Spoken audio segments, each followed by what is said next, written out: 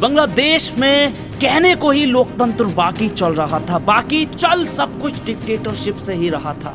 आपको पता है ये शेख हसीना जिनके इशारे पर नाचते थे टीवी चैनल, अदालतें जिनके हिसाब से फैसला सुनाती थी और लिखती थी, इन्होंने 2 बार की प्रधानमंत्री खालिदा जिया को जेल में डलवा दिया। और हद तो तब हो गई जब खालिदा जिया बीमार थी तो उनको इलाज तक के लिए नहीं जाने दिया। लेकिन वो कहते हैं ना कि एक दिन ज़वाल सबका आता है। जो सेना इनके लिए खूरेजी करती फिर रही थी, जो सेना इनके लिए मासूमों पर गोलियां बरसा रही थी,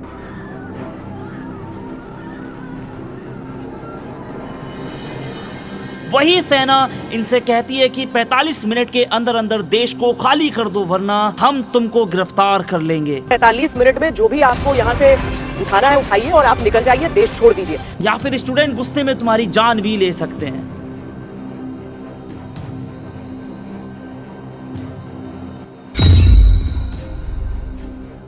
तुम लोग स्टूडेंट के खिलाफ अपने गुंडे भेजकर, उनको हथियार देकर, प्रोटेस्ट करने वालों के खिलाफ गोलियां चलवाकर और हेलीकॉप्टर से उनके ऊपर मौत बरसाकर क्या सोचते हो कि बच जाओगे? और जो लोग शेख हसीना की आज अच्छाइयां गिनवा रहे हैं ना, उनको पहले पढ़ लेना चाहिए शेख हसीना के बारे में कि शेख हसीना ने क्या किया है वहां के स्टूडेंट के साथ। डिक्टेटरशिप एक्चुअल में वहीं चल रही थी। और तो और हमारे भारत में भी ये नफरती कीड़े नफरत फैलाने का मौका देख रहे थे, जो कि उनको बांग्लादेश से मिल गया। अब आपको बताता हूं कि हमारे यहाँ एक अफवाह बहुत ज्यादा गर्दिश कर रही थी। और वो अफवाह क्या थी? वो अफवाह थी कि बांग्लादेश के क्रिकेटर लिटन दास के घर में आग लगा दी गई है, जबकि ये सरासर झूठ है। सच तो ये है कि ना तो लिटन दास का घर जलाया गया है और ना ही किसी हिंदू क्रिकेटर का घर जलाया गया है। ये जो जल रहा है ये लिटन दास का घर नहीं है, बल्कि मशरफे मुर्तजा का घर है, जो कि शेख हसीना का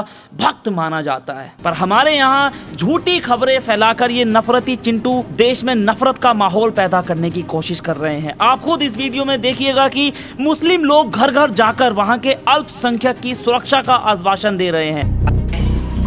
ইসলাম বাংলাদেশের পক্ষ থেকে সারা দেশব্যাপী হিন্দুদের বাড়ি মন্দির নিরাপত্তার ব্যাপারে আমরা কাজ করতেছি। আমরা আপনাদের সাথে শুধু 1 মিনিট কথা বলে আমাদের নাম্বারটা দিয়ে যাব। গেট খোলার কোনো প্রয়োজন নাই, গেটের ভিতরে আপনারা আমাদের নাম্বারটা শুধু নিয়ে নেন। আমরা অত্যন্ত বিনীতভাবে একবারে নিরাপত্তার और साथ में उनको अपने आप के कॉन्टेक्ट नंबर भी दे रहे हैं कि कोई भी दिक्कत अगर आपको आ जाए, कोई भी इमरजेंसी आ जाए, आप हमको कॉल करिए, हम आपको प्रोटेक्ट करेंगे, हम आपको सुरक्षा देंगे। कुछ शरारती तत्वों को छोड़कर बांग्लादेश के लोग एक दूसरे के धार्मिक स्थल की बड़ी इज्जत करते हैं। वहाँ के हिंदू भी मुस्लिम की इज्जत करते हैं और मुस्लिम भी हिंदू की इज्जत करते हैं। असल में पहले मुझे भी ऐसे ही लगा था कि अल्पसंख्यक को चुन चुन कर मारा जा रहा है बांग्लादेश में, लेकिन जब मैंने डीपली रिसर्च की तो मुझे पता चला एक खतरनाक सच्चाई का। मैं उसके बारे में यहाँ आपको नहीं बता सकता क्योंकि आप समझिए, पर इतना जानता हूँ कि अगर कोई खोजी पत्रकार इस चीज़ पर रिसर्च करेगा तो वो इस बात का पता लगा सकता है। मैं इस बात की गारंटी दे सकता हूँ। पर हाँ, एक बात मैं ज़रूर आपको बता दूँ, ये जो हिंदुओं पर हमले हो रहे हैं ये कोई और नहीं करवा रहा है, बल्कि शेख हसीना के वो गुंडे हैं जिनके हाथों में हथियार हैं, जिनको शेख हसीना ने स्टूडेंट के प्रोटेस्ट को रोकने के लिए भेजा था, जो कि पाले हुए गुंडे थे। आप सोचिए, जो स्टूडेंट शांतिपूर्ण तरीके से प्रोटेस्ट कर रहे थे, कोई गलत काम नहीं कर रहे थे, उनके खिलाफ शेख हसीना ने, जिनके हाथ में बांग्लादेश की पुलिस प्रशासन, वहाँ का मीडिया, वहाँ का न्यायालय सब कुछ था, उन्होंने अपने पाले हुए गुंडों को लेकर स्टूडेंट के अपोजिट में जाकर के खड़ा कर दिया, जिसमें बताया जाता है कि 300 स्टूडेंट मारे गए हैं वहां सेना की गोली से। पर ये आंकड़ा 300 ही नहीं है, बल्कि ये आंकड़ा 1000 से ऊपर है। वो कहते हैं ना कि अगर आपका हौसला मजबूत है तो आप पूरी सरकार गिरा सकते हो। सिर्फ एक व्यक्ति जिसने शेख हसीना के ताबूत में पहली और आखिरी कील ठोक दी, उसका नाम है स्टूडेंट लीडर नाहिद इस्लाम, जिसकी वजह से पूरे बांग्लादेश में तख्ता पलट हुआ और डिक्टेटर शेख हसीना को बांग्लादेश के पीएम पद से इस्तीफा देना पड़ा और फिर देश छोड़कर भागना पड़ा।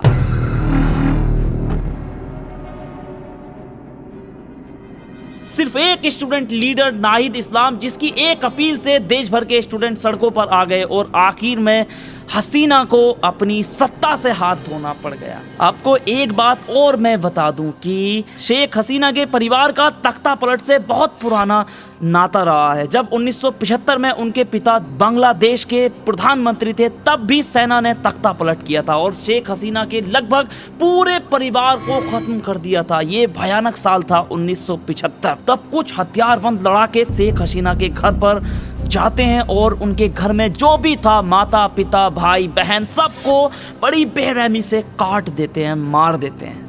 हालांकि इस हमले में शेख हसीना और उनकी बहन बच जाती हैं। अब वो कैसे बचती हैं? उनकी जान भी शायद चली जाती अगर वो अपने पति वाजिद मियां और छोटी बहन के साथ में यूरोप में ना होती तो। और उसके बाद शेख हसीना कुछ दिन जर्मन में रहीं और फिर वो परमानेंटली आकर भारत में रहने लगी। उस वक्त की प्रधानमंत्री इंदिरा गांधी ने उनको बहुत सपोर्ट किया और उसके बाद जैसे ही बांग्लादेश का माहौल ठीक होता है फिर वो अपने देश में आती हैं और फिर इलेक्शन लड़ना शुरू हो जाता है। और यही वजह थी कि इस भयानक हमले में उनकी जान बची थी। अब एक बात समझिए सर, जब समय खराब होता है तब ऐसा ही होता है। जिस देश की सेना इनके लिए खूरेजी करती फिर रही थी, जिस देश की सेना इनके एक इशारे पर प्रदर्शनकारियों पर गोलियां बरसा रही थी, वही सेना उनको मात्र 45 मिनट का अल्टीमेटम दे देती है और कहती है कि अगर आप नहीं निकली देश छोड़कर तो हम आपको गिरफ्तार कर लेंगे या फिर स्टूडेंट के गुस्से में तुम्हारी जान चली जाएगी। बताया जा रहा है कि हसीना एक बात चाहती थी कि मैं विदाई से पहले एक भाषण रिकॉर्ड करूं ताकि जनता तक संदेश जाए कि भैया देखो मैंने कुछ गलत नहीं किया, लेकिन उससे पहले ही उनको भागना पड़ा। कर्मा हमेशा वापस आता है। इन्होंने अपनी सत्ता बचाने के लिए क्या कुछ नहीं किया। लोकतंत्र में अपने ही देश के प्रदर्शनकारी छात्रों को आतंकवादी कहा। क्या कोई लोकतंत्र में अपनी ही जनता पर इतनी बर्बरता से गोलियां चलवाता है? क्या लोकतंत्र में अपने ही नागरिकों पर हेलीकॉप्टर से मौत बरसाई जाती है? प्रदर्शन को रोकने के लिए सेना को मौत का दूत बनाकर भेजा जाता है। बांग्लादेश में कहने को ही लोकतंत्र बाकी था, बाकी चल सब कुछ डिक्टेटरशिप से ही रहा था। ये वो शेख हसीना है जिनके एक इशारे पर नाचते थे टीवी चैनल, नाचती थी अदालतें, इनके हिसाब से फैसले लिखे जाते थे।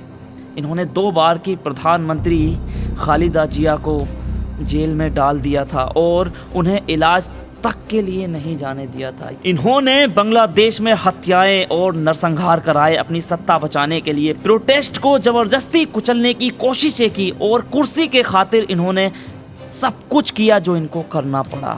लेकिन एक बात आपको बता दूं कि हर तानाशाह का अंत बहुत दुखद होता है। दोस्तों, वीडियो अच्छी लगी तभी यहाँ तक आए हैं तो प्लीज़ चैनल को सब्सक्राइब करें। मिलते हैं अगली वीडियो में, तब तक के लिए जय हिंद।